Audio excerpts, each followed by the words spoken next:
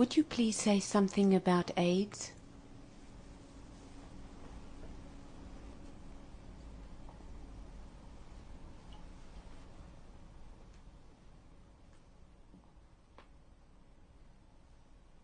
I do not know anything about even the first AIDS.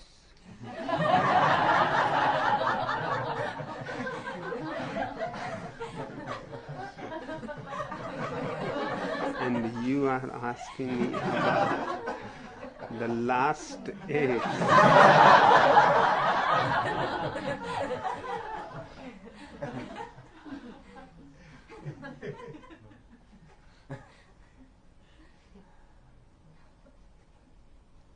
But it seems I will have to say something about it.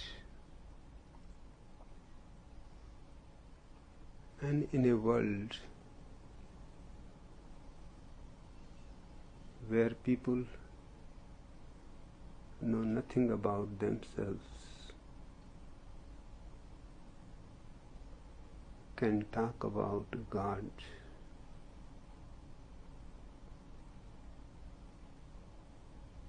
people who know nothing about the geography of the earth can talk about heaven and hell.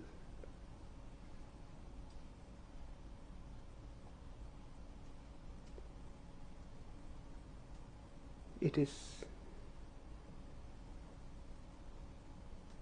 not inconceivable for me to say something about AIDS, although I am not a physician.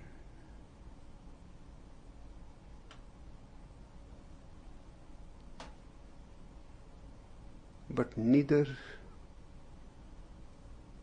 the disease now called AIDS is just a disease. It is something more.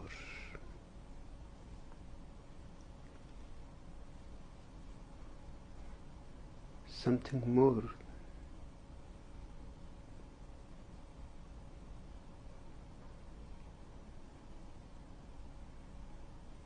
than the limitation of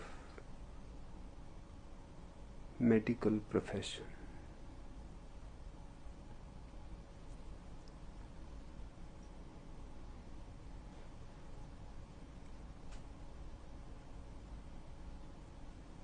As I see it,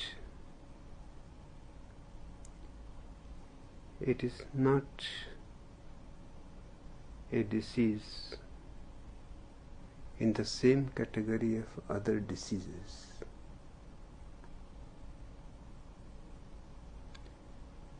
Hence the danger of it.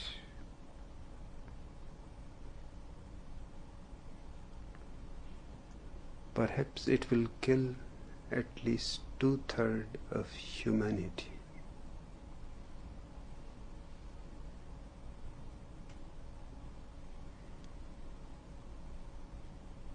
It is basically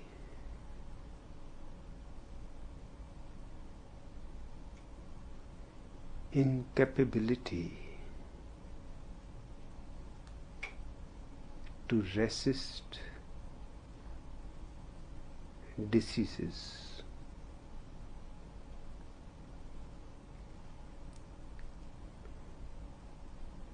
One is slowly finds himself vulnerable to all kinds of infections, and he has no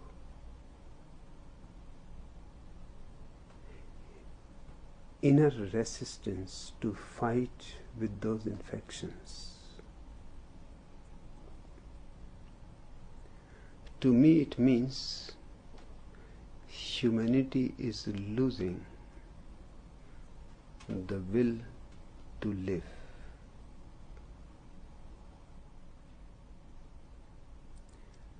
Whenever a person loses the will to live, his resistance falls immediately.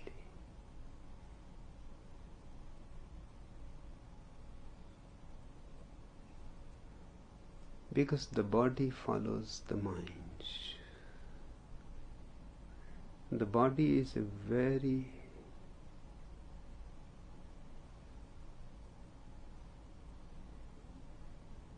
conservative servant to the mind. It serves the mind in a religious way. If the mind loses the will to live, it will be affected in the body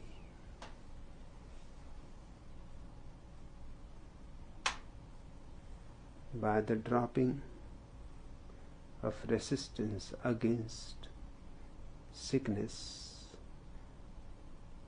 against death. Of course, the physician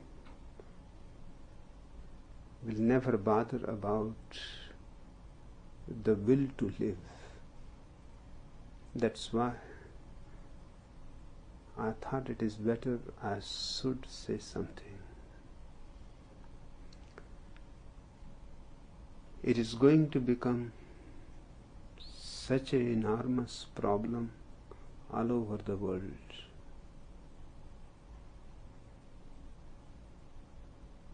That any insight from any dimension can be of immense help.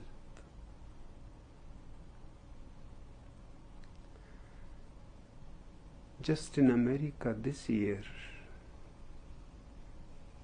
400,000 people are affected by AIDS. And each year the number will double. Next year it will be 800,000 people. And then 1,600,000 people. That way it will go on doubling. Just this year,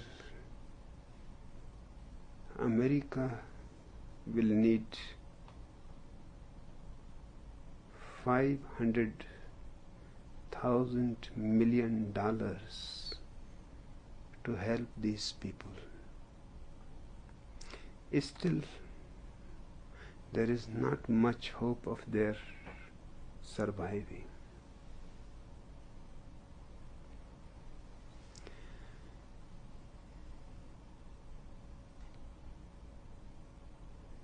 Just in the beginning, it was thought it is a homosexual disease.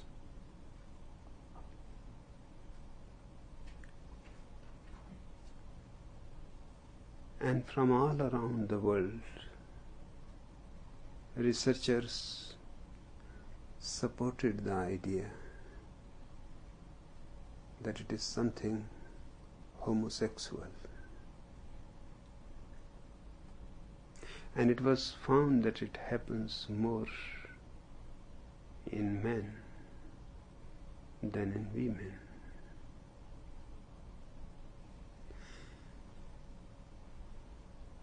But just yesterday, a report from South Africa changes the whole standpoint. And South Africa is greatly involved in researching about the disease, because South Africa is the most affected area. It seems blacks are more vulnerable to the disease than the white people. almost double the amount. South Africa is suffering with a great epidemic of AIDS. Hence, they have been researching. It is a question of life and death. Their report is very strange. Their report says it is not a homosexual disease at all. It is a heterosexual disease. And it happens if people go on changing many partners, mixing with many women, with many men, continuously changing partners. This continuous change is the cause of the disease. Homosexuality has nothing to do with it, according to their research.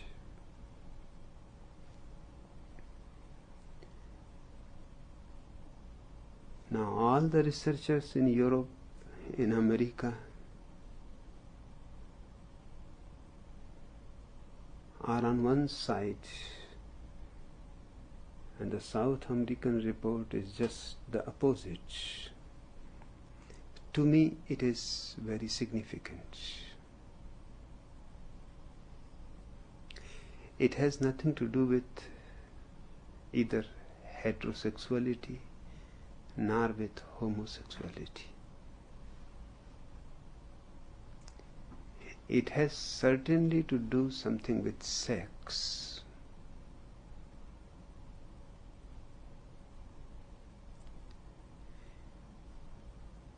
And why it has to do something with sex?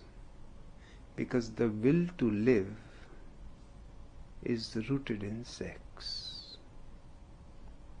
If the will to live disappears,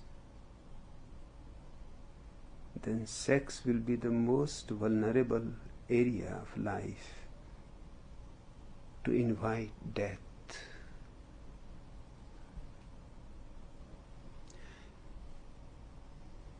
I remember perfectly well, I am not a medical man.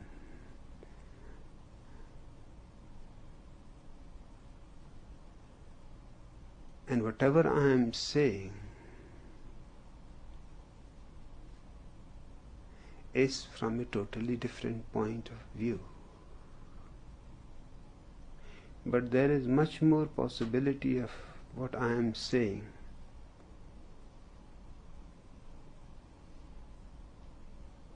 for it to be true than these so-called researchers, because their research is superficial. They think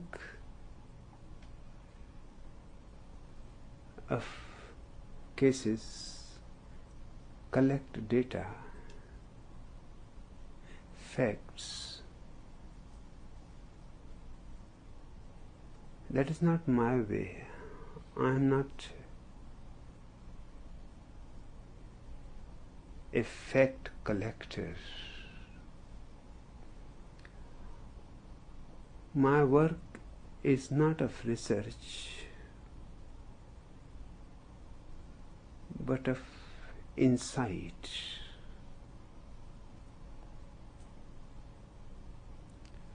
I try to see into every problem as deeply as possible. I simply ignore the superficial, the superficial, which are the areas of the researchers. My work you can call in search, but not research. I try to penetrate deeply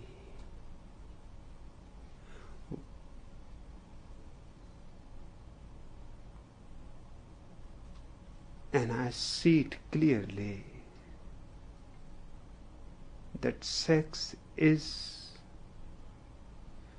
the most related phenomenon with will to live. If will to live declines, sex will be vulnerable. Then it is not a question of heterosexuality or homosexuality. Europe and in America, they started looking into it because it was just a coincidence that first cases happened into homosexuals.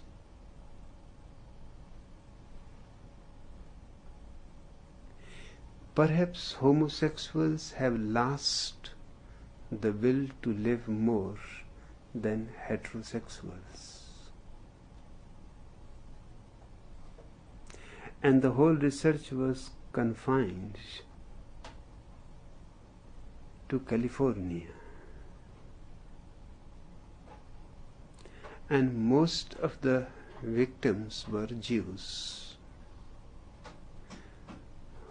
Obviously, the researchers found that it is homosexuality.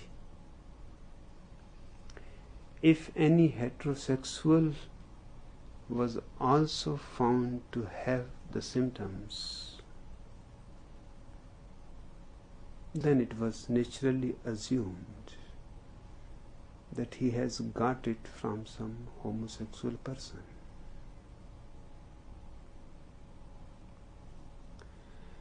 And California is such a stupid part of the world. And as far as sex is concerned,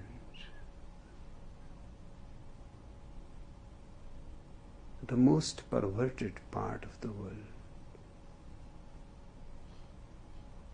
You can also say avant-garde, progressive, revolutionary. But these beautiful words won't hide the truth. That California has become too much perverted.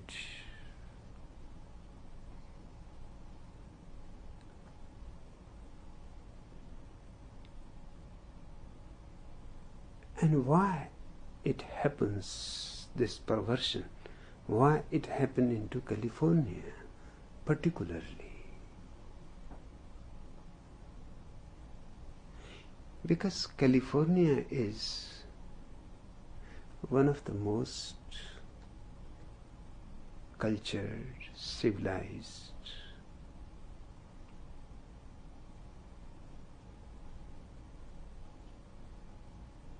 affluent, naturally they have everything that you can hope for, everything that you can desire for. And that's where the problem of will to live arises. When you are hungry, you think of getting food, work. You don't have time to think about life and death. You don't have time to think about What is the meaning of existence?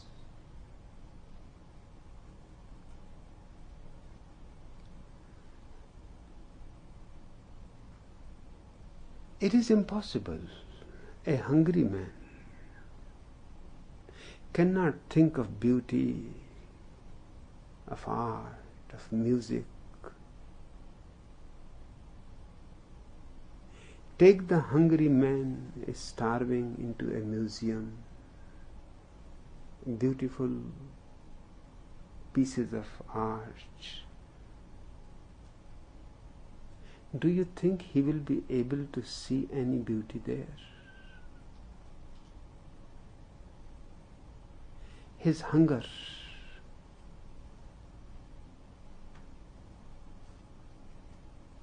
will prevent him. These are luxuries. When all your basic needs are fulfilled, then man comes to face the real problems of life. Poor countries don't know the real problems.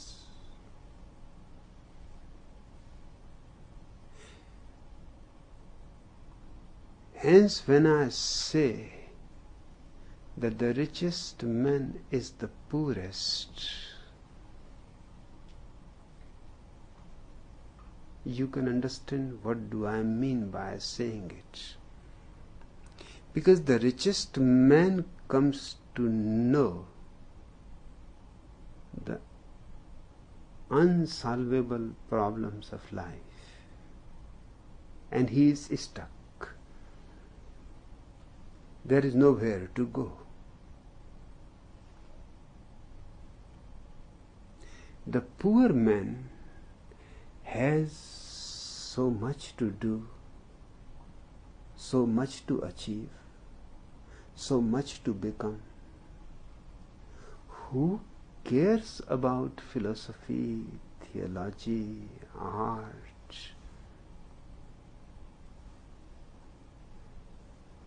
He is interested in very mundane things, very small things. They are too big for him.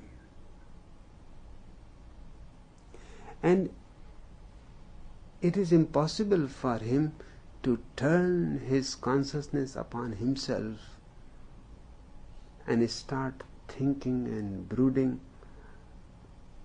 about existence, being. Just impossible.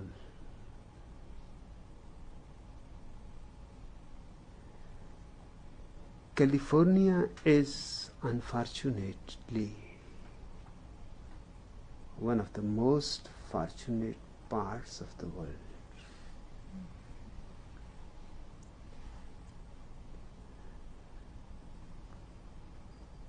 In every way.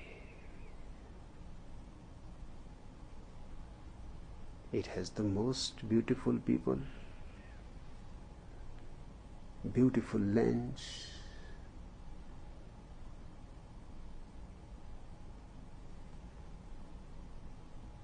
and it has come to the highest peak of luxury.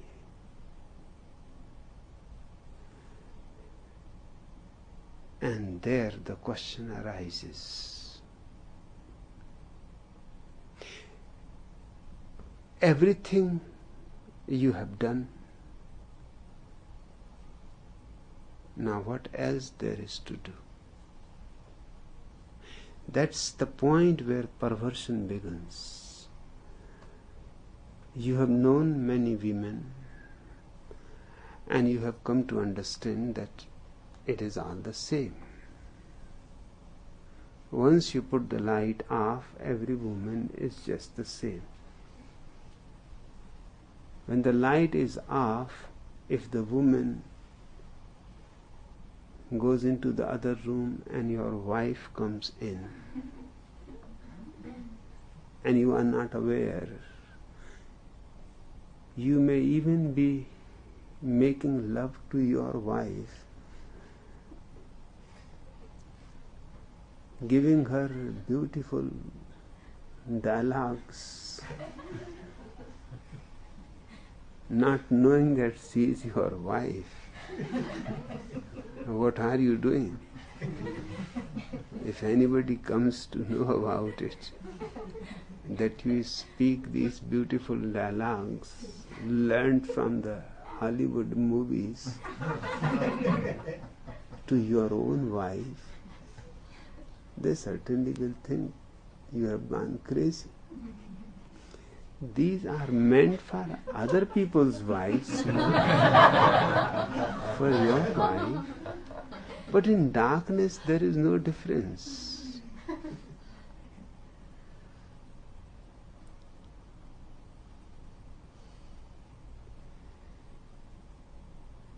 Once a man knows many women, a woman knows many men, one thing becomes certain, that it is the same repetition. The differences are superficial, and as far as the sexual contact is concerned, they make no difference. A little longer nose or a little blonde hair, a whiter face or a little sun-tanned. What difference does it make when you come to make love to a woman? Yes, before making love to a woman, all these things make difference.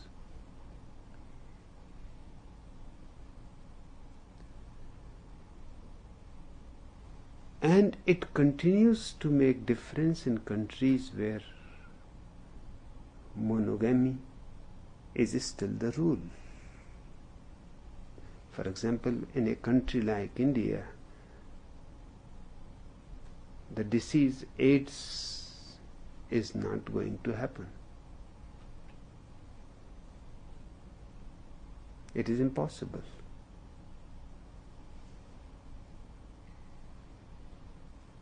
For the simple reason, because people know only their wife, only their husband, their whole life.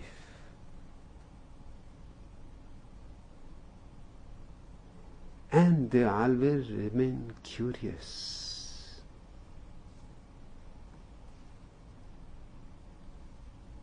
That what the neighbor's wife feels to be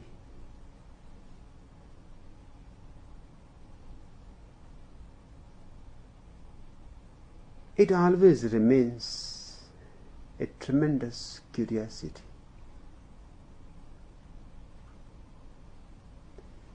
But for perversion there is no possibility. Perversion needs a basic condition, that you are fed up by changing women. You want something new.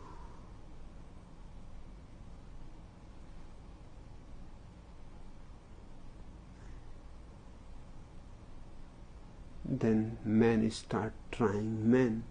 That seems to be different. Women start trying women. That feels a little different.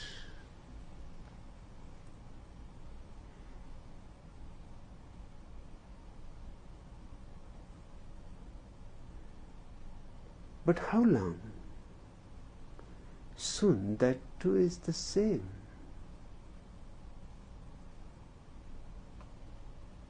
Again, the question arises,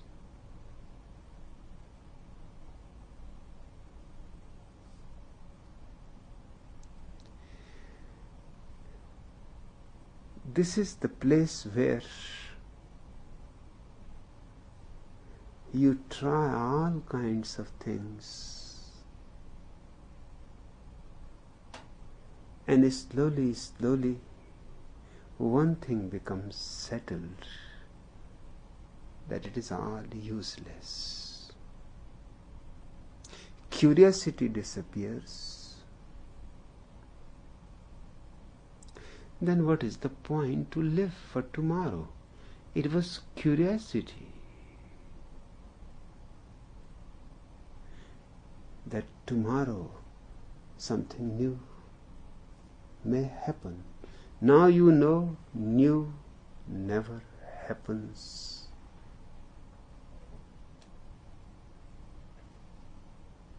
Everything is old under the sky.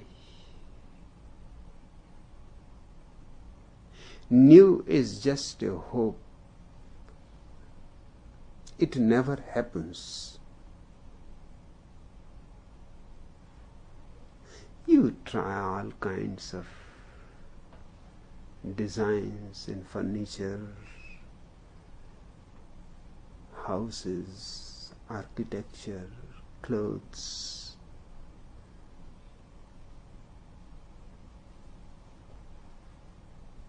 And everything fails finally. When everything fails and there is no hope for tomorrow, then the will to live cannot go on with the same fervor, force, persistence. It starts dragging. The life seems to lose juice. You are alive because what else to do?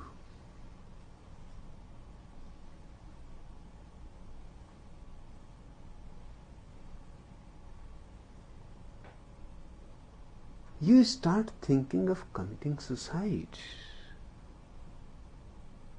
Sigmund Freud is reported to have said that I have never come across a single man who has not thought at least once in his life to commit suicide. But Sigmund Freud is now too old, out of date.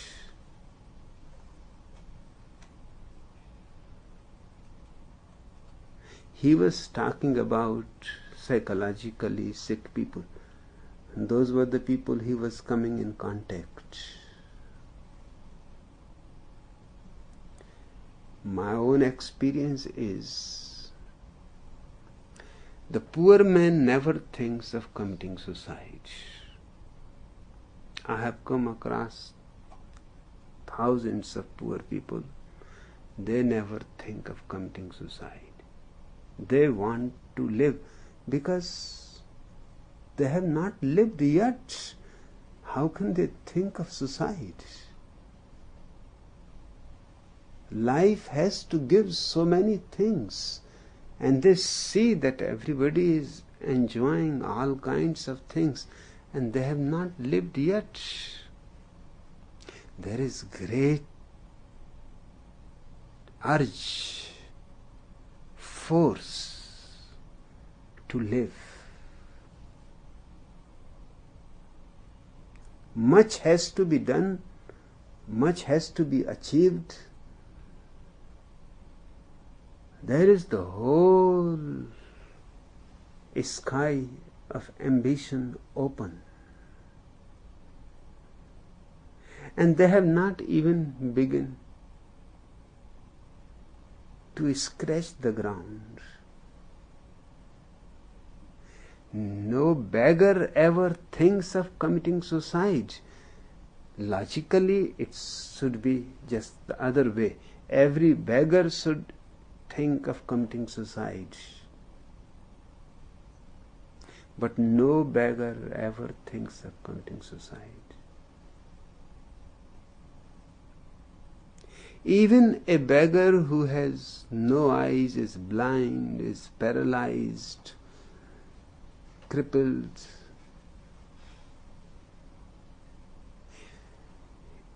in my university,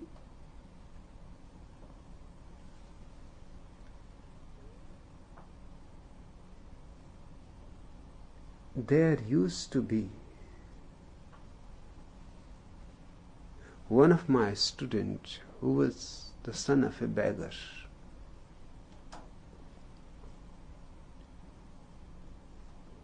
Just by the way, I found out that beggar used to stand on the railway station, and I was continuously coming and going, and it was almost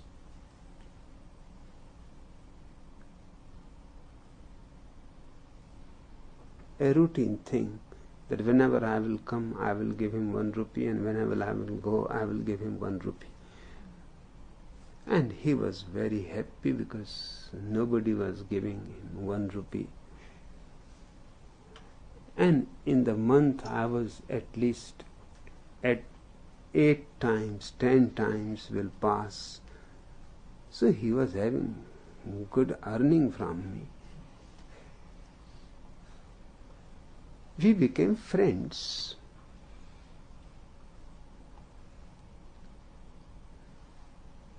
Just one day I found I came to the station. The beggar was not there. And the train was late, so I looked around to find where he is, because his rupee. Otherwise, this will be a kind of betrayal that he was not present. And I just escaped with his rupee. So I tried to find him. I found him in the good sage. He was there talking to this boy who was my student. And they both became very much shocked and puzzled. I said, "What is the matter? I have been looking for you. The train is late. And you were not in your place. You just take your rupee and relieve me, because I am unnecessarily worried. And always remember, at the time you should be there."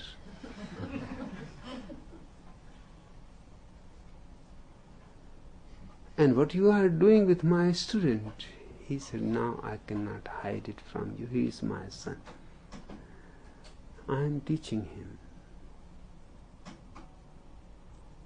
But please don't say to anybody that he is my son.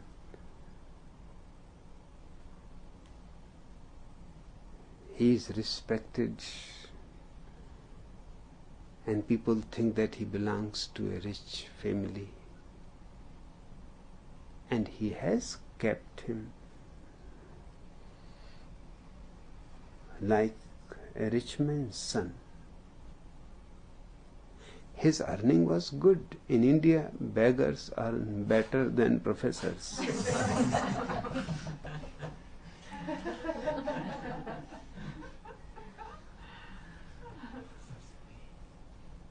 I said, "No, I will not say to anybody. There is no need to say anybody, and there is no harm." He said, "I am living just for him. He is my hope. What I could not do in my life, he will do. Perhaps I may not be able to see it. He living in his own home, having his own car, his wife, children, a good salary or a good business. Perhaps I may not be able to live that long,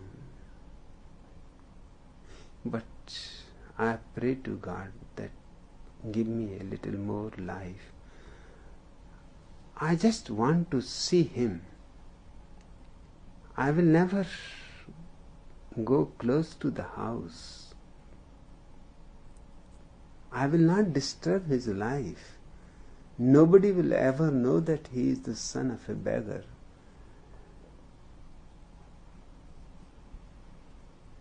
And the woman who was his mother was also a beggar. We were never married. She has died with the same hope.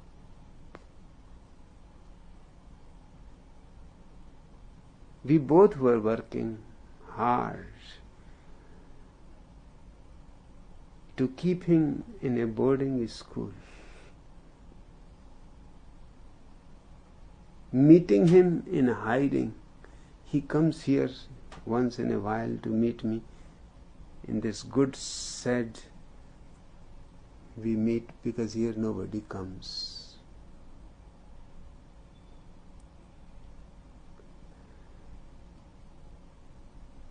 I can suffer as much as my fate decides, but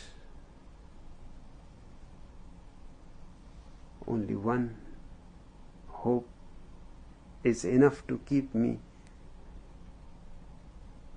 tolerating every suffering, every humiliation, every insult. My son is now in the final MA. Next year perhaps he will be in a good job. It is a question of only few years he will be having his own house. I never had. He will be having his own wife. I never had. He will be having his own children, although I have him, but I cannot claim to be his father because we were never married. Now this man, I asked him, have you ever thought of committing suicide? He said, suicide? What are you saying? I am thinking only of life, more life. And through him I became acquainted with many beggars. And I asked everybody whenever he was alone, have you ever thought of committing suicide? And they were shocked the same way. That why you ask this question? Why we should think of committing suicide?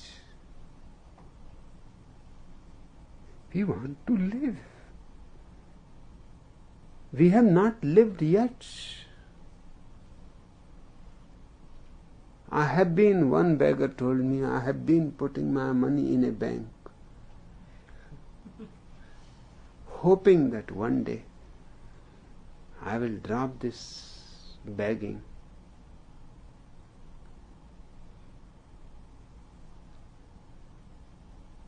and just live a relaxed life. Once in a while something I will like to give to a beggar. They have insulted me so much. Even in their giving they insult. It is not given with compassion. It is not given with love. It is given just to get rid of you. You are a nuisance. And we know. So we create nuisance because nobody gives us for compassion. They gave us, if they want to get rid of nuisance. So we never beg a single person if he is walking on the road alone, because he will say, go to hell. We beg when there are people around before whom he cannot misbehave, because he is a respectable man, known to be kind and compassionate. Now this is the time to show the compassion. We see their faces that they are boiling with anger, that we have caught them in the wrong place. But for us that is the right place.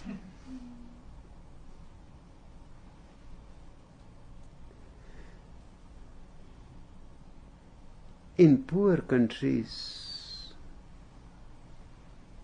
nobody thinks of suicide. In poor countries, the question of meaning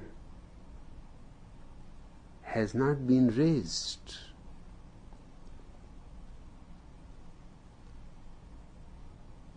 It is a Western question. What is the meaning of life? In the East, nobody asked that.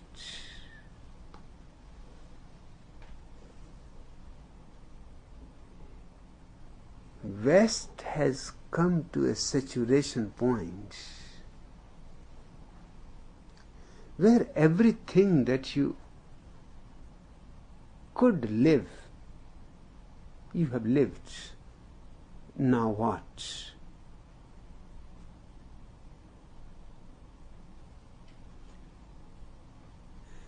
If you are courageous enough, you commit suicide or murder.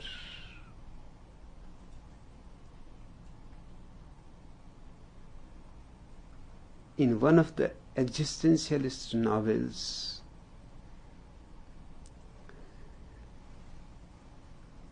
a man is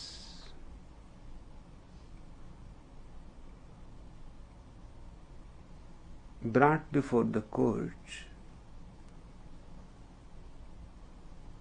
His mother has been murdered.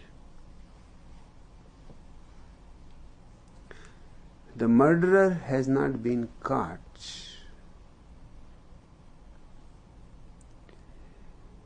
But many people have suspicions about the son.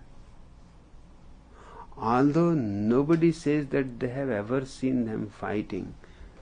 In fact, they have never seen them together. So there was no question of fight. The son was living on his own. The mother was living on her own.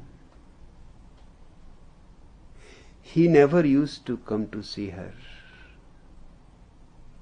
Nobody has ever seen them together.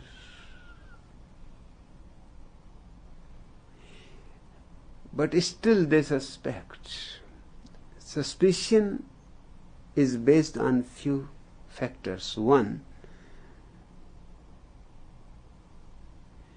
when they informed the son that your mother has been murdered, the son said, what a great relief to be murdered.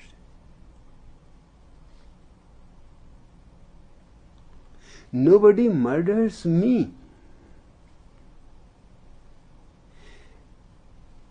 That woman, my mother, had everything. Now even in murder, she is ahead of me.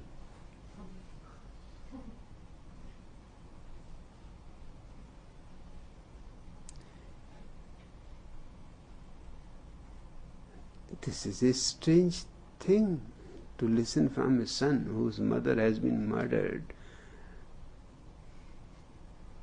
And they said, you have to come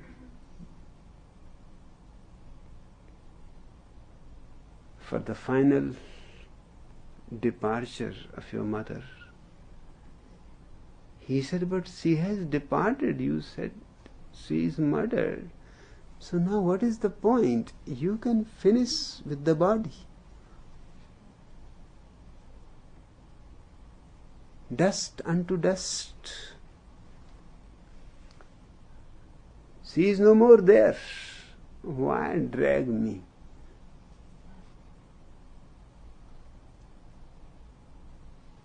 But finally they managed to drag him. And the same night he was seen with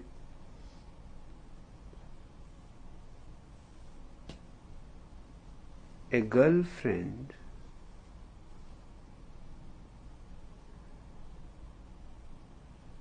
he was dancing.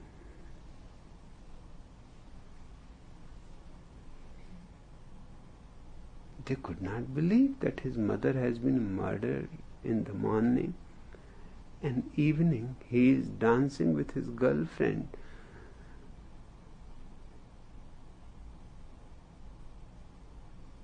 These were the facts, and this kind of facts which don't prove that he is a murderer, but certainly create suspicion in the mind. And next day he had thrown a party.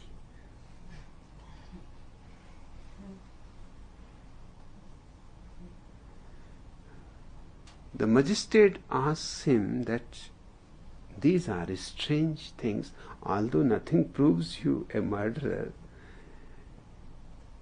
but everything creates suspicion. The man said, I don't understand. What suspicion? The magistrate said, how could you dance the same evening when your mother is murdered in the morning? He said, do you want me to stop dancing for my whole life? Just because my mother has been murdered?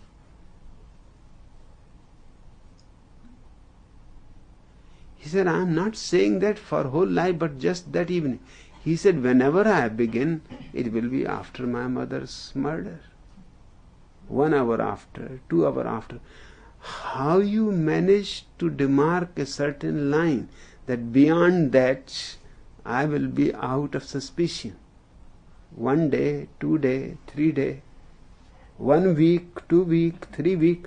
But now, whenever I will dance, it will be after my mother's murder. So it does not make any difference. Or do you think it makes any difference?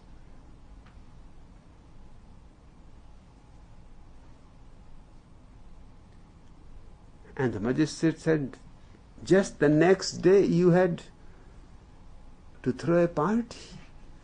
He said the party was arranged beforehand. Now my mother is murdered. I can postpone the party, but it makes no difference. And those fellows whose mothers are not murdered, why they should be postponed? Let them enjoy. And I had given the party beforehand. I had no idea that my mother is being murdered. So next day party is not right.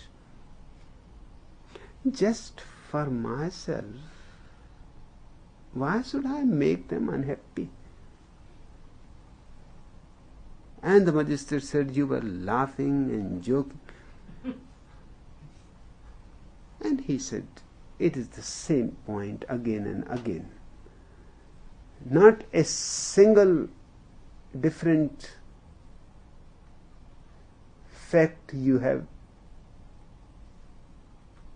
The whole point is, if everybody after one's mother's death becomes sad, never jokes, never laughs, never smiles, never dances, never goes with a boyfriend or a girlfriend, never have a party, what will happen of the world?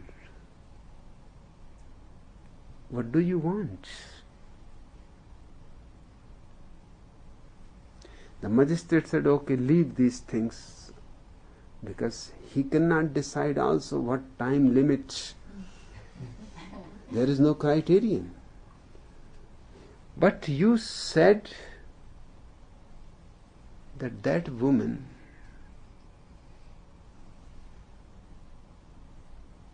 was always ahead of you, even being murdered. He said, of course, because I have been thinking again and again to commit suicide, but I don't have the courage. Then I started thinking that somebody may someday murder me. And that idea gave me a great relief. She has already proceeded on the journey. I am left again. And this was happening the whole life. That's why I separated from her, because she was always ahead in everything. And it was so insulting. Now this is the last thing she has done.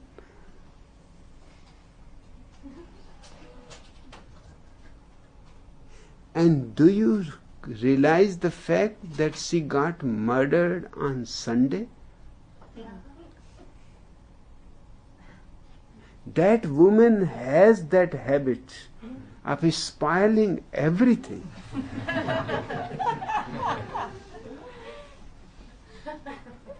After 6 days' work in the office, I was hoping to enjoy Sunday, and this was the enjoyment. But she was clever. She must have chosen the day so she can spoil at least one of my holidays. This is her final gift to me. The judge says there is no reason to think that you murdered her, but the way you are talking, the way you are saying, will unnecessarily make you a criminal. He said, that is only my hope. You sentence me to death. Yes, these are the facts which prove that I murdered my mother.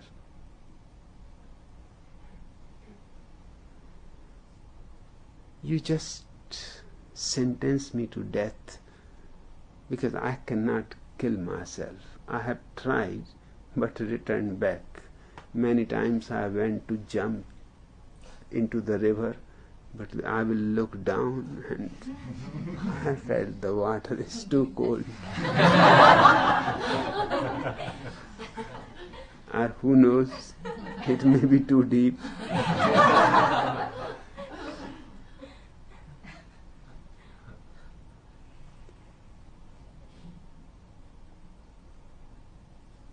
California is the peak of the Western culture.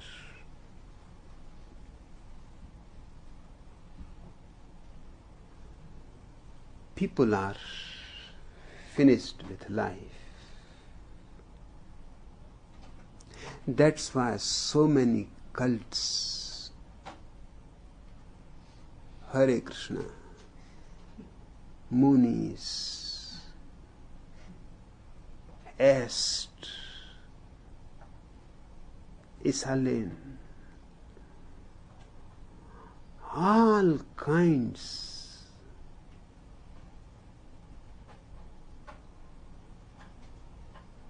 of strange things. You have just to be a little bold enough and you can make a cult out of anything. Primal therapy. scream.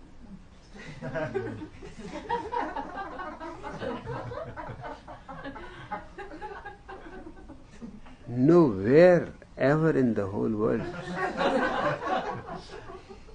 anybody was so inventive to make scream a religion.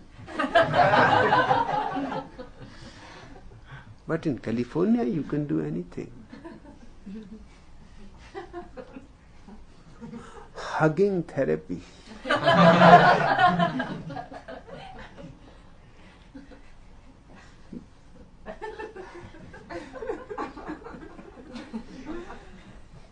And people are doing and paying for it, for hugging therapy, hugging strangers.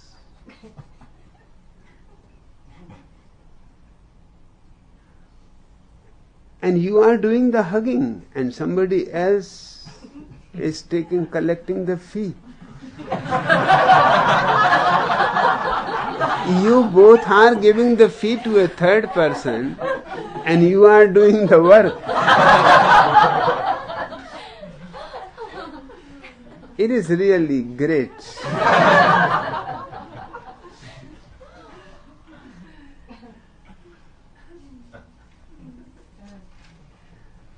I was reading a news article some 5-6 years back.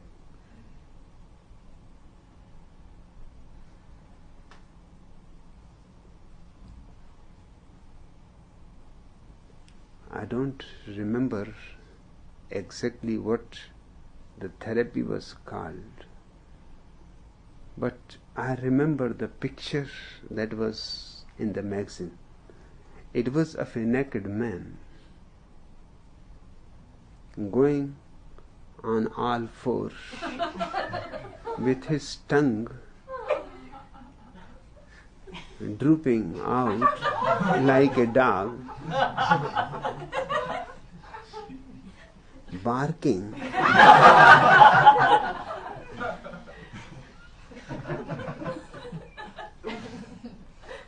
And you have to pay for it.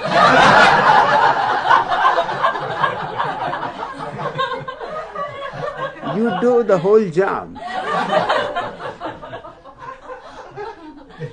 And people were getting high on it.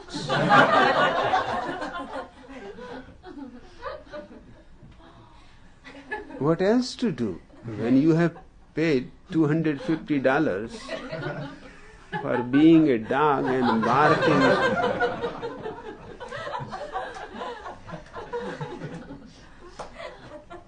Then it is better to say that you got it.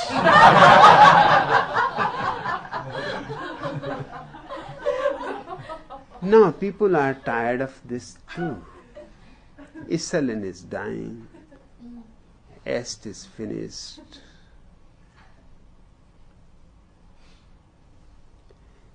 Est has been trying. Werner Erhard has come to me to see in Pune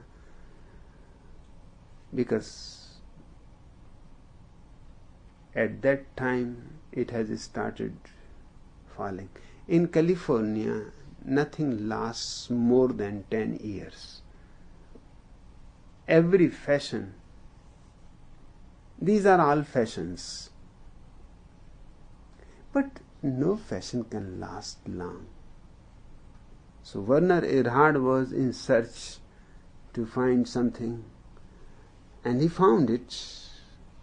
In the East he saw the hungry people, so he brought back home Hunger Project.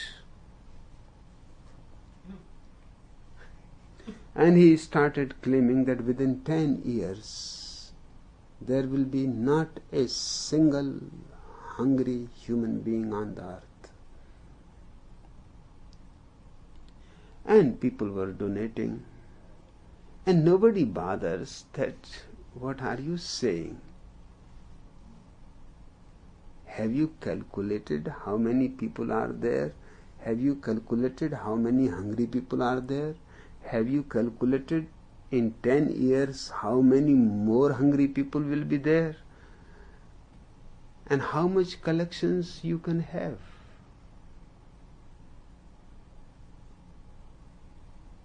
But all those collections simply disappeared. Hunger is there.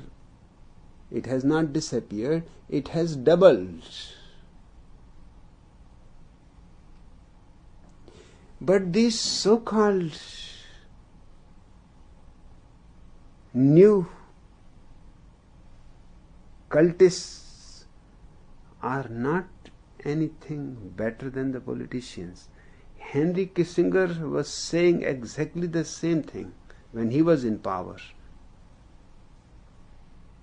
that within 10 years there will not be a hungry child around the globe. And nobody asked these people that now 5 years have passed, at least half the hungry people should have disappeared, because otherwise how within 5 years things are going to change?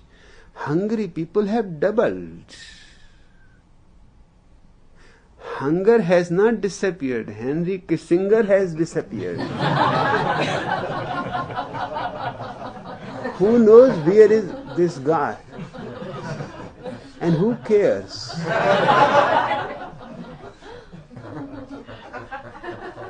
Werner Erhard cheated people in every possible way.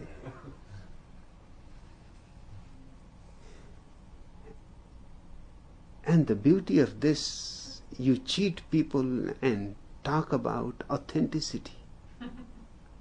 Werner Erhard is a Jew, but he changed his name to a German name because it will be difficult for a Jew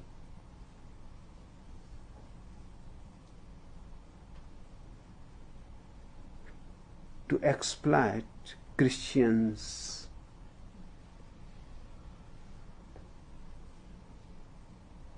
For that, a German name is far better. In some way, everything imported is always better. I used to think that this stupid idea exists only in India. That is not the case. In America, the American guru, nobody bothers. But imported from India, he must be a great guru.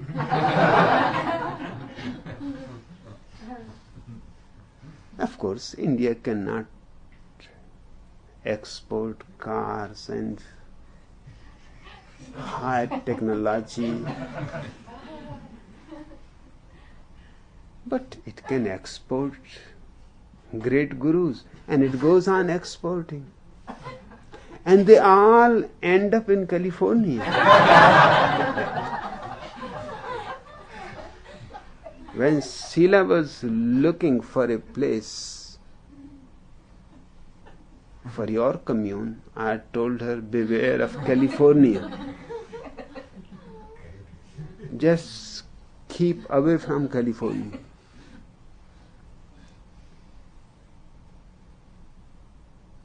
She said, why? I said, you don't ask why.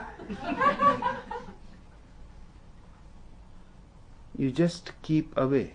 Just forget that California exists. I don't want to be counted in Indian gurus because neither I am an Indian nor I am a guru. But what can you do with these crackpot media people? They start calling you anything, and that what you become.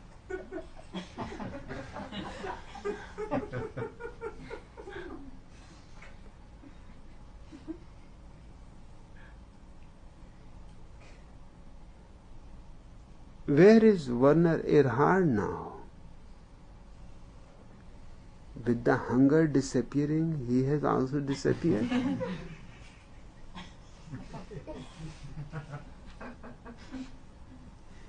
authentic people. He left his father, mother, his wife, his children without even telling them that he is going away. He simply escaped.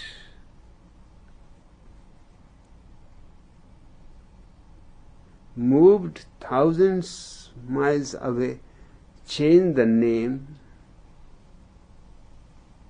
may have changed his hairdo, clothes, became Werner Hart.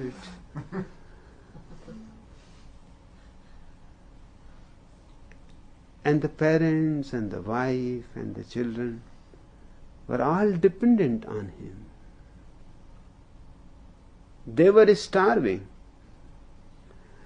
and he was proposing a hunger project. Within 10 years, hunger from the world will disappear.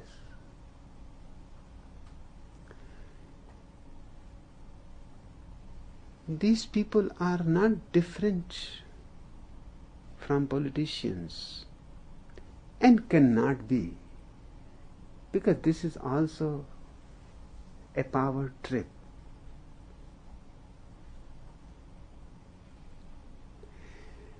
Things that they are telling to people, don't do.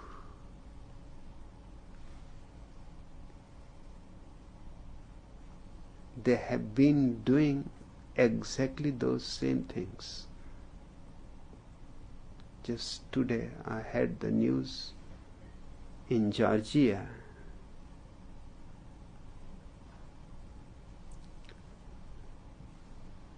One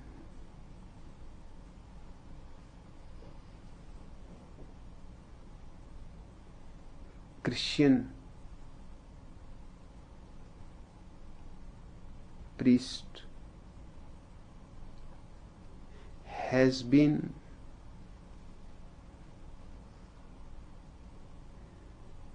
electrocuted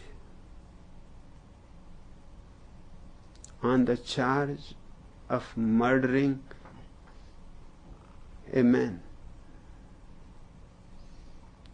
A Christian priest murdering a man seems to be strange.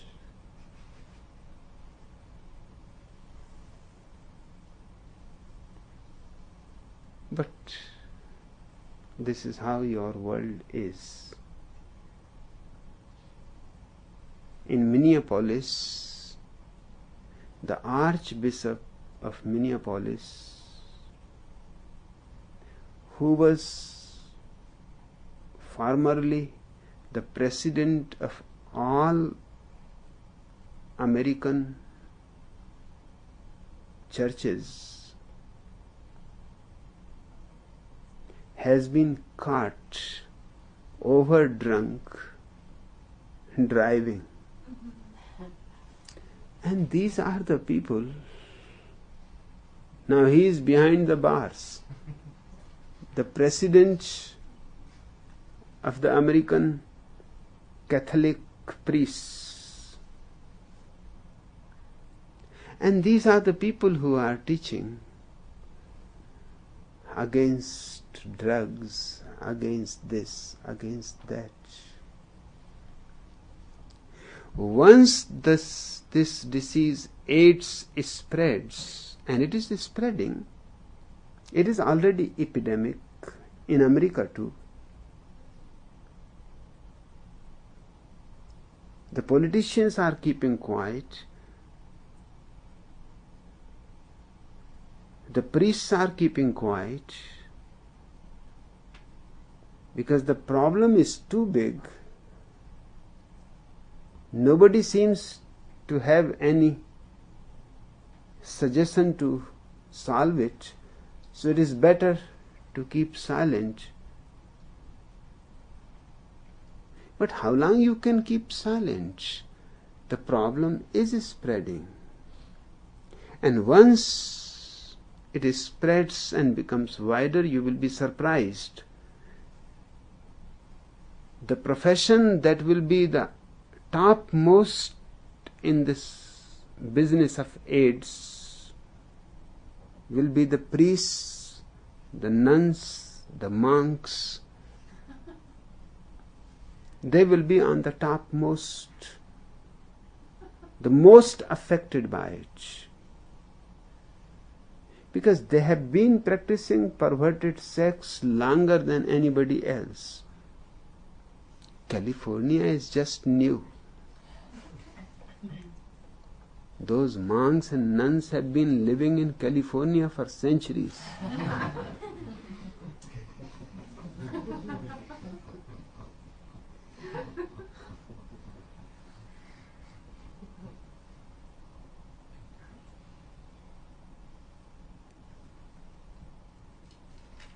As it appears to me,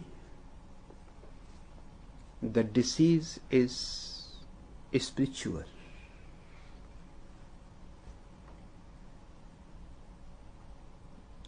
Man has come to a point where he finds the way ends.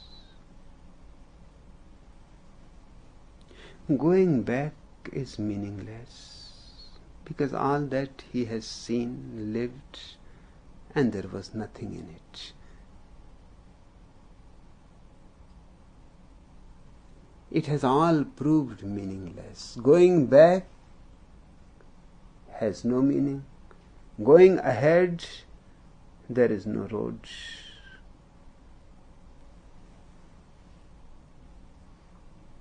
Facing him is the abyss.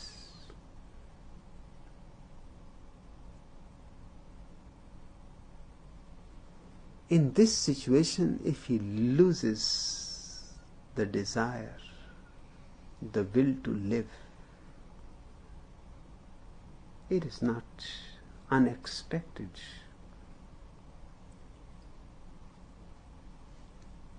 It has been experimentally proved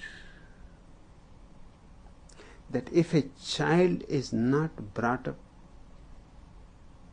by loving people, the mother, the father, the small children in the family, if the child is not brought up by loving people, you give him every nourishment, but somehow his body goes on shrinking. You are giving every necessary medical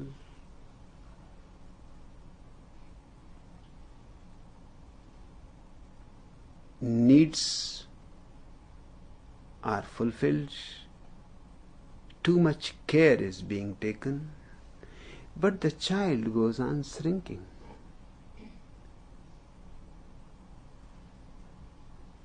Is it a disease? Yes, to the medical mind everything is a disease. Something must be wrong. They will go on researching about facts, why it is happening. It is not a disease. The child's will to live has not even arisen. It needs loving warmth, joyful faces, dancing children, the warmth of the mother's body, a certain milieu which makes him feel that life has tremendous treasures to be explored, that there is so much joy, dance, play, that life is not just a desert,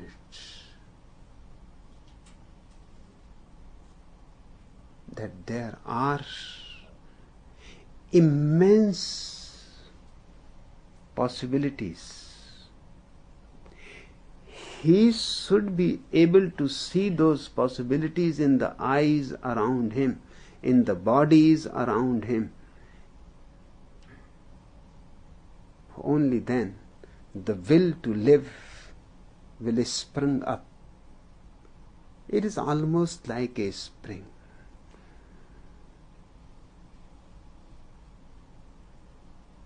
Otherwise, he will shrink and die.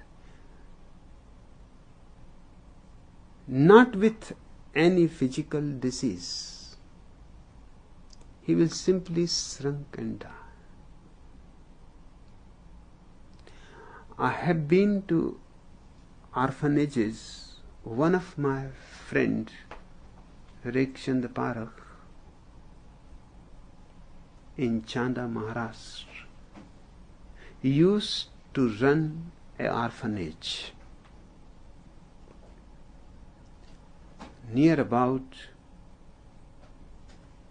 110 orphans were there. And orphans will come 2 days old, 3 days old. People will just leave them in front of the orphanage.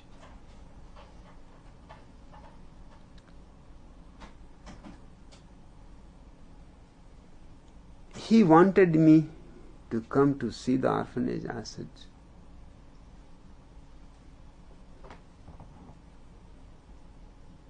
sometime later on I will see, because I know whatever is there will make me unnecessarily sad.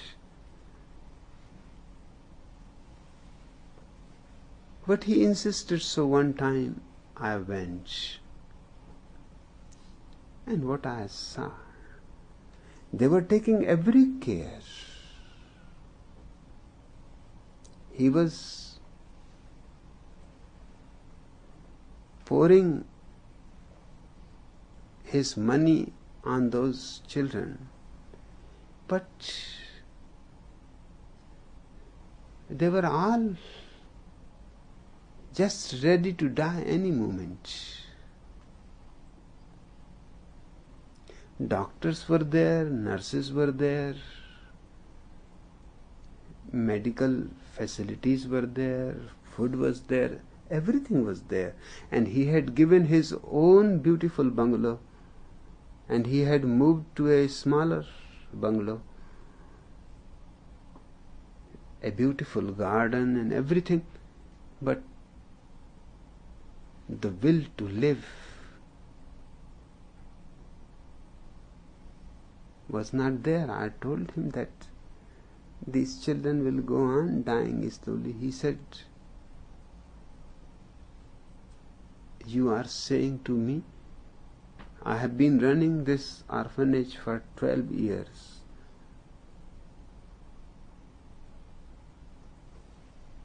Hundreds have died, and we have tried every possible way to keep them alive.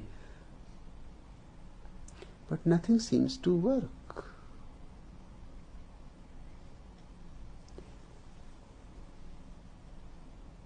They go on shrinking, and one day simply they are no more there. If there was a disease, the doctor could help, but there was no disease. Simply the child has no desire to live. When I told this to him, it became clear to him. He immediately, that very day, gave the orphanage to the government. And he said, I have been trying to help these children for 12 years. Now I know that it is not possible. What they need, I cannot give.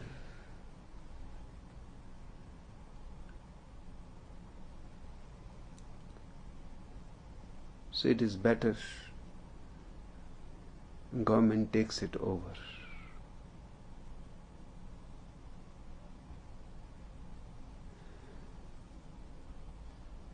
he said to me that I had come to this point many times, but I am not an articulate man, so I could not figure it out what it is.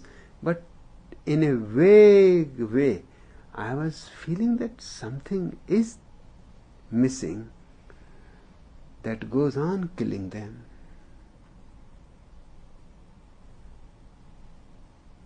AIDS is the same phenomenon on the other end.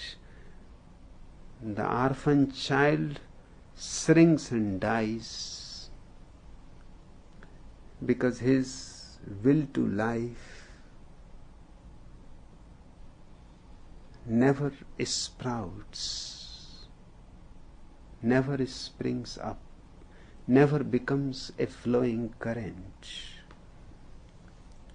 AIDS is at the other end.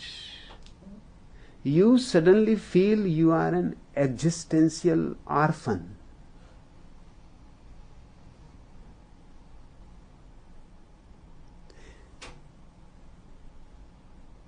This existential feeling of being an orphan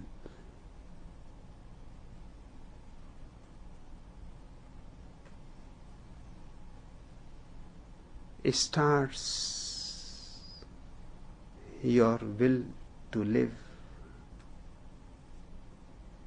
disappear. And when the will to live disappears, your sex will be the first thing to be affected. Because your life starts with sex. It is a byproduct of sex. So till you are living, throbbing, hoping, ambitious, and the tomorrow remains the utopia, so that you can forget all the yesterdays which were meaningless. You can forget today, which is also meaningless, but tomorrow, when the sun rises, and everything will be different. All the religions have been giving you that hope. Those religions have failed. Although you go on keeping the label Christian, Jew, Hindu, but it is only a label. Inside you have lost hope. The hope has disappeared. Religions could not help, they were pseudo. Politicians could not help, they were never intending to help. It was just a strategy to exploit you. But how long this false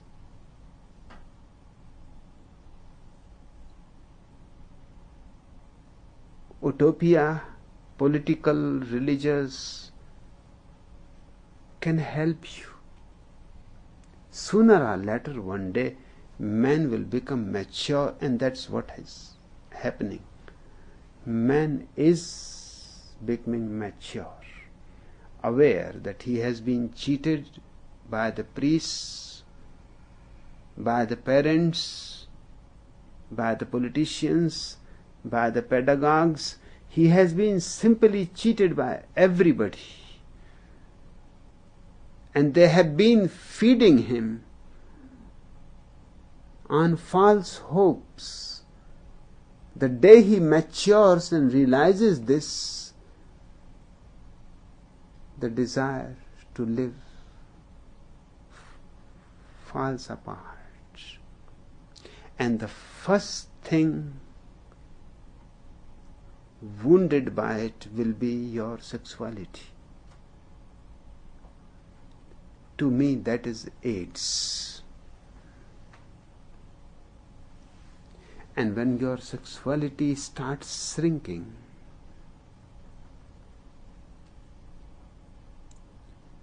then you are really hoping that something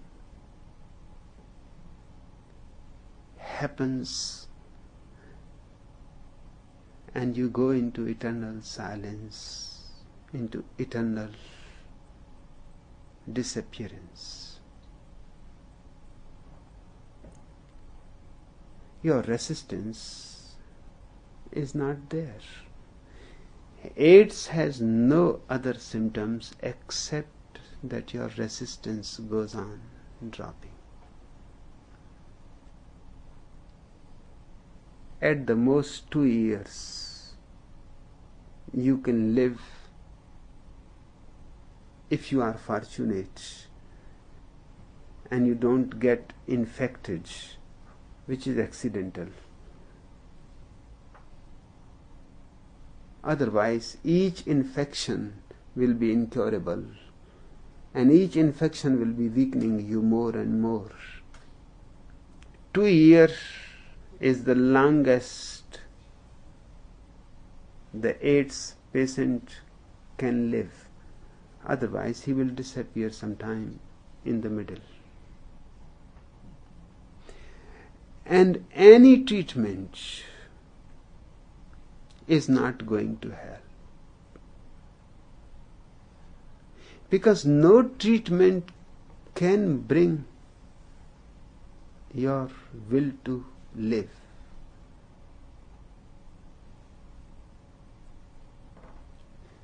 What I'm doing here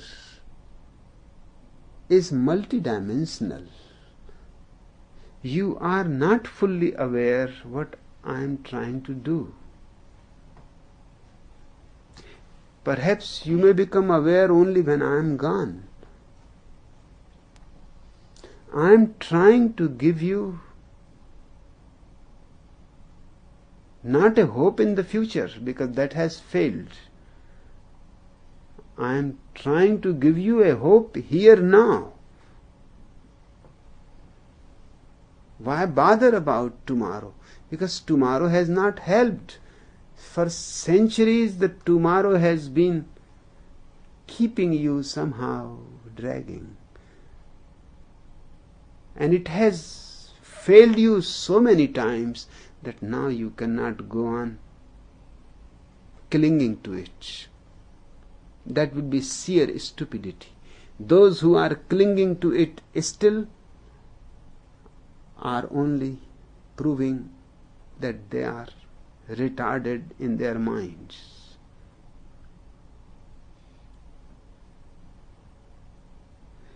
I am trying to make this very moment a fulfillment, a contentment so deep that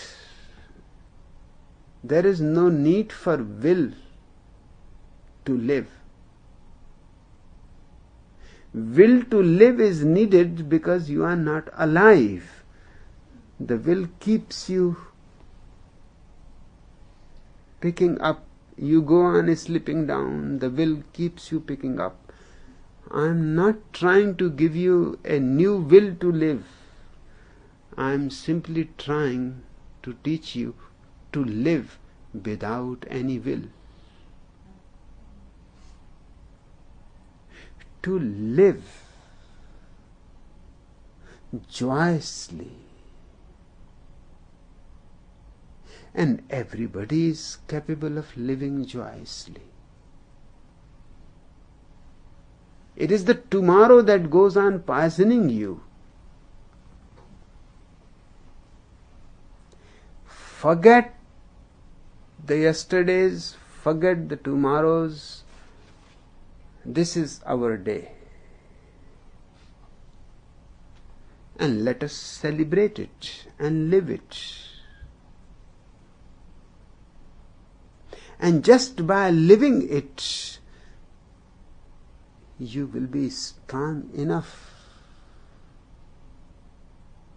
that without the will to live, you will be able to resist all kinds of diseases, all suicidal attitudes.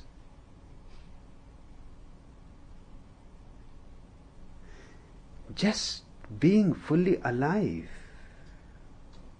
is such a power.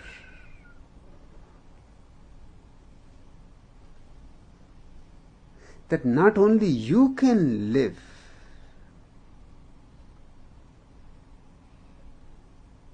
you can make others aflame, afire.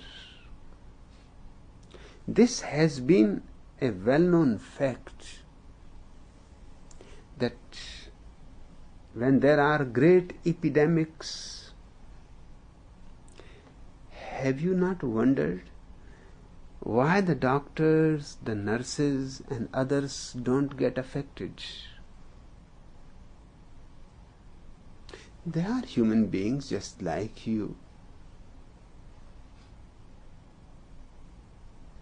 And they are overworked, more vulnerable to infection because they are continuously tired.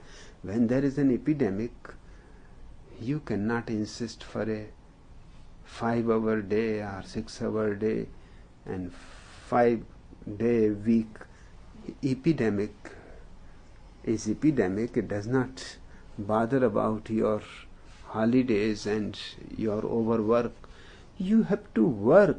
People work 18 hours, 16 hours every day.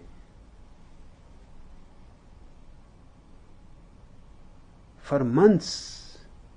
Still, the doctors, the nurses, the Red Cross people, they don't get affected. What is the problem? Why others are getting affected? These are the similar kind of people. Just having a Red Cross on your shirt, then put the Red Cross on everybody's shirt, on every house, Red Cross. If Red Cross is preventing, it will be so easy, but that is not the thing. No, these people are so much involved in helping others. They don't have any tomorrow. This movement is so involving. They don't have any yesterday. They don't have any time to think or even worry that I may get affected. Their involvement when millions of people are dying, can you think of yourself and your life and your death? Your whole energy is moving to help people, to do whatever you can do. You have forgotten yourself.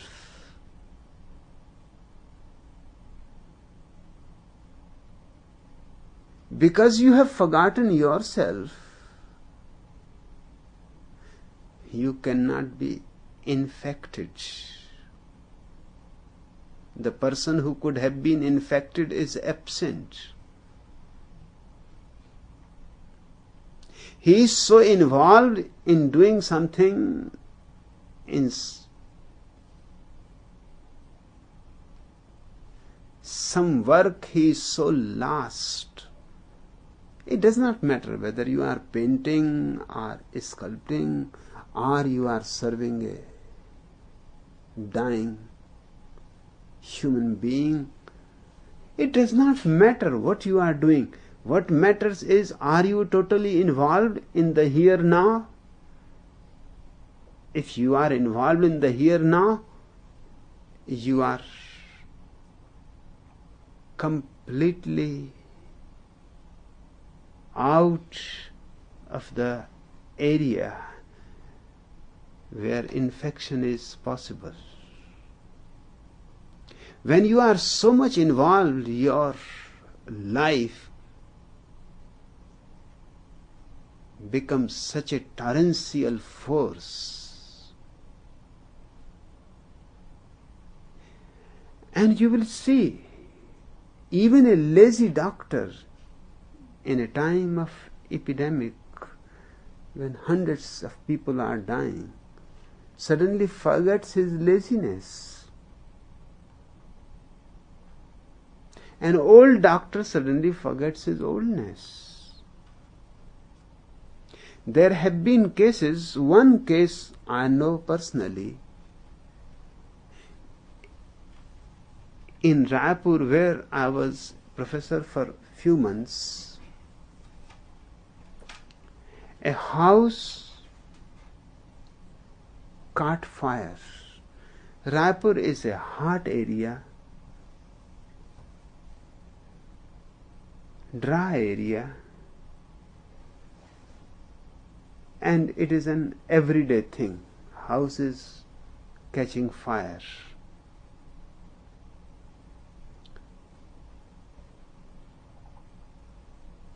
It was very close from the bungalow I was living. So I ran there, and what I found was that nobody was interested in the house which was burning. Everybody was interested in something else. I somehow made my way in the crowd and see what is the matter. The matter was that a woman who was paralyzed for 3 years had suddenly come running out. She forgot her paralysis.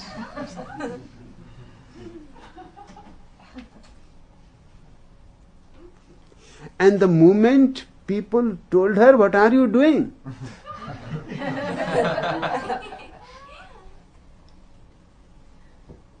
You are not supposed to run. You can't even walk. For 3 years you have been on the bed. When people said that, she fell immediately. She was paralyzed. I went in the crowd and I told to the woman, just try to understand a simple fact. It is good that the house is burnt. It has made one thing clear, that you are not paralyzed. Somehow you have lost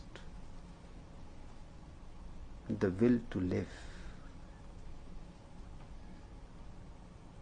I brought her to my bungalow. Her husband has died, and on that very day she became paralyzed.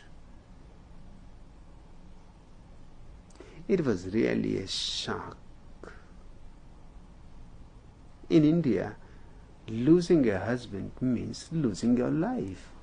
You cannot get married again. She was young, not more than 30. Whole life, 50 years perhaps, she has to live now alone. No child.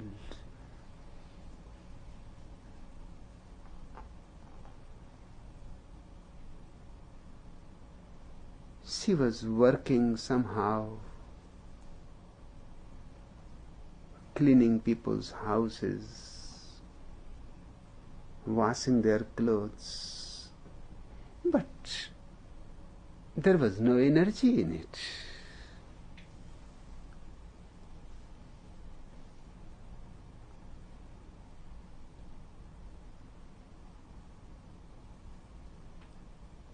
till the husband remained alive, although he was sick for at least 3 years. She continued to work, but she was seeing the signs were clear that the husband is disappearing. The doctors were hiding, but you cannot hide. She can see the person is disappearing. She carried this work somehow to feed the husband and to feed herself. But the day he died, she also fell. And since then, for 3 years, she had not risen from the bed. She was paralyzed. Now people were just giving whatsoever the neighbors could manage, and she was living on that. She was a beggar. I brought her to my place and I tried to explain to her that if it was paralysis, whether the house is on fire or not, it makes no difference to paralysis. Paralysis cannot understand that the house is on fire, at least for a few minutes, leave you alone and then come back. I asked her what happened. She said, I don't know what happened. The moment I saw the house is on fire, I simply forgot everything else. I had to run out. That brought her in the moment. The past, the husband, dead, alive, all the misery, all the suffering, the future 50 years is still to be carried on somehow. This whole ugliness simply disappeared in a single flash. She ran out. She was here now. The fire brought her whole being focused in the moment. I told her that's what is needed. You don't be bothered by idiots. If this place will not allow you to get married, I will arrange to send you somewhere else. I have friends all over the country. I can send you anywhere. You are beautiful, young. You can get married. You can live again.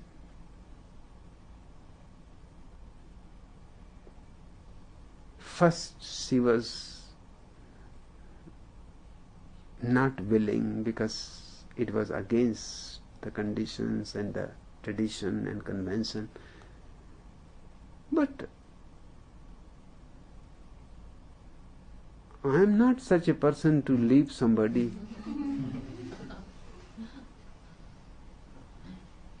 If I get it into my heart, then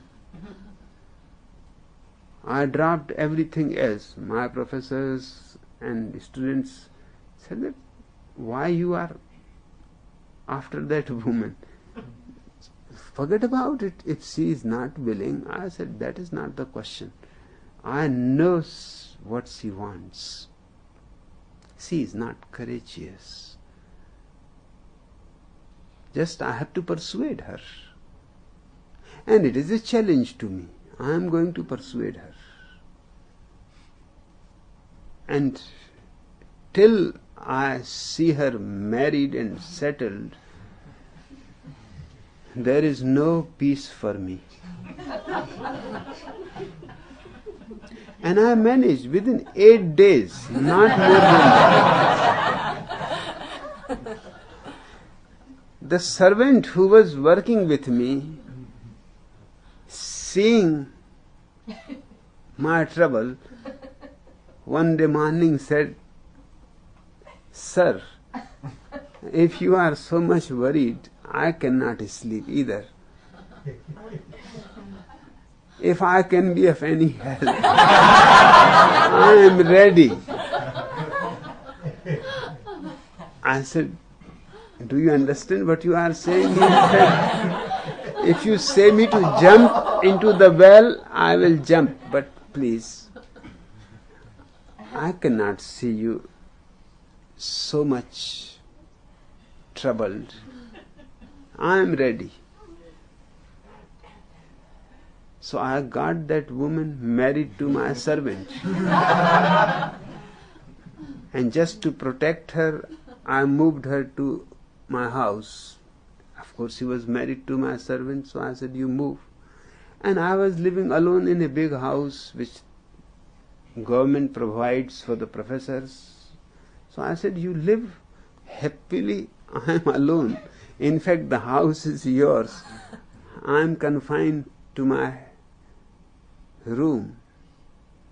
The whole house you enjoy.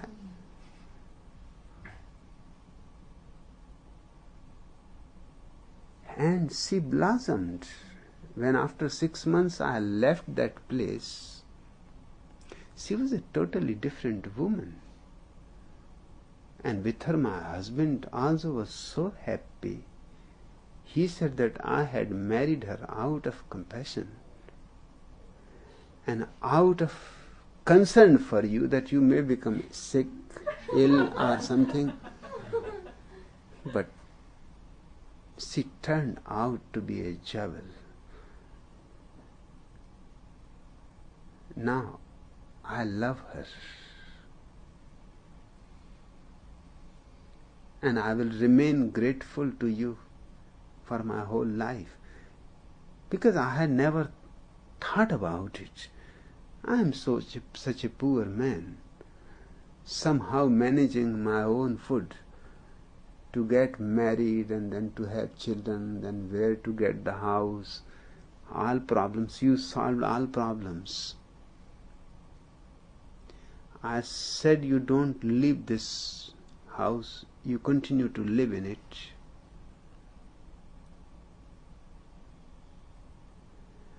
And I am trying to contact the other professor who is coming and explaining him the situation. And he is also alone. So there is not much trouble. And if needed, I will stay. When he comes, I will first convince him to be here and let you live here, and then I will go. But on the phone he agreed. He said, if this is a situation, and I don't need, because I am alone, just like you. So that's perfectly good. And you will be here at least for 5-6 years. I cannot, otherwise I would have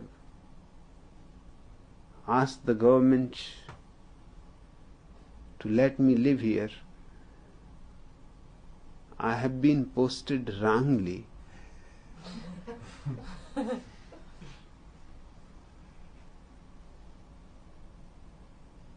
I have no work in this college because my qualifications are totally different. They don't need these qualifications, and the qualifications they need, I don't have. The principal was, from the very first day, wanted me to go back. I said, I am not going back.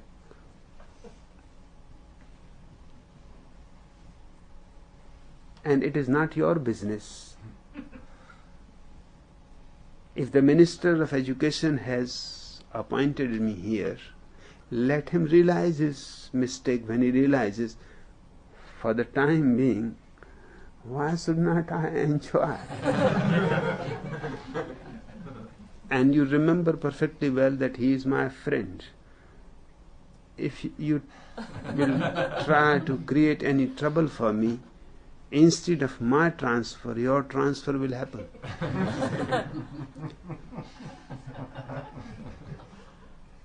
He phoned, because his killer told me that he phoned the clerk of the education minister that are these two people friends?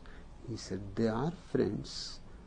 You could have understood it immediately, because never before order has been given directly to the person. The order has to go by post to the person. The original has to go by post to the institute.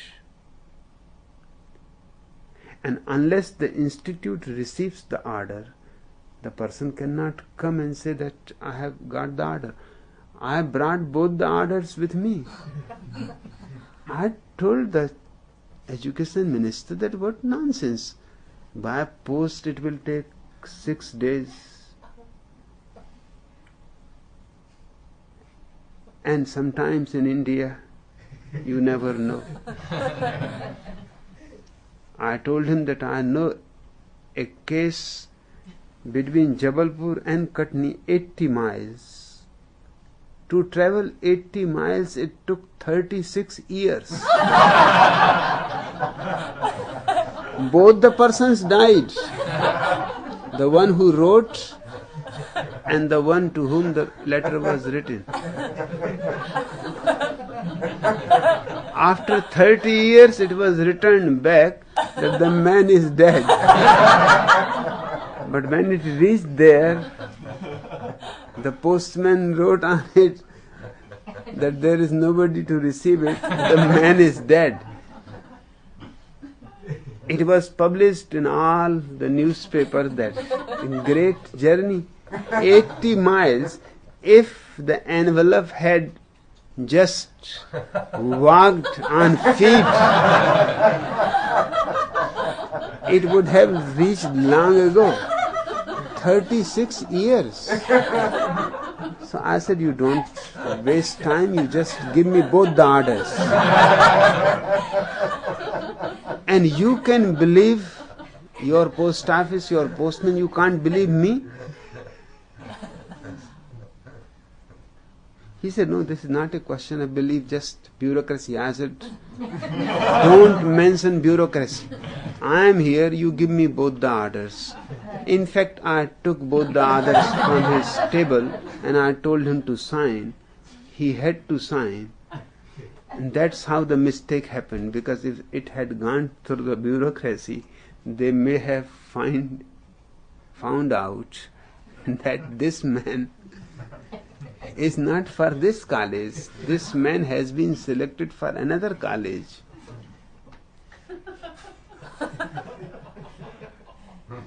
So just a misplacement. The other man who was selected for this college reached to my place. He informed me that what should be done. I said, you enjoy there, I enjoy here, till they find it out themselves. You need not inform anybody. You just keep quiet. It has nothing to do with you. The government sends you. Let the government find it out. It took them 6 months. Just such a small thing also, 6 months.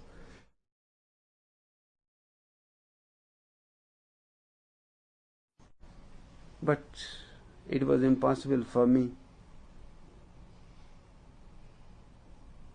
to cancel them, my postponement. So I told the man, and he was a nice fellow. After 2 years I visited once, and he had kept my servant and his wife more respectfully than me.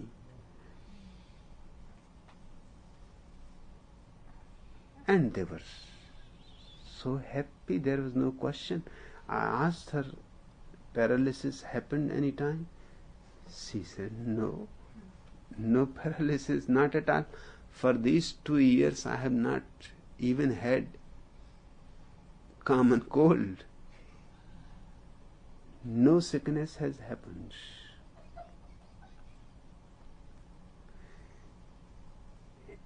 AIDS to me is an existential sickness. That's why medical profession is going to be into tremendous difficulty. Unless they try to understand the very roots. And for that, medicine will not help, only meditation can help.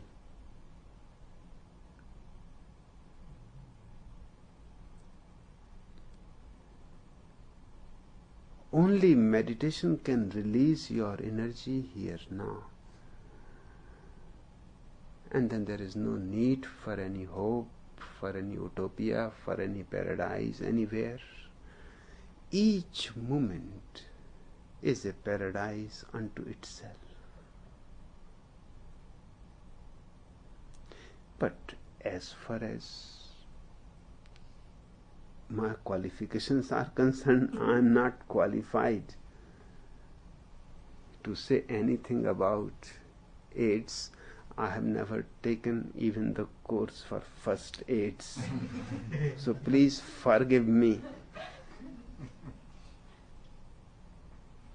into entering into something which is not my business, but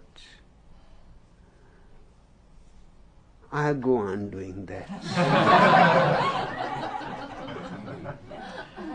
And I am going to continue to do that.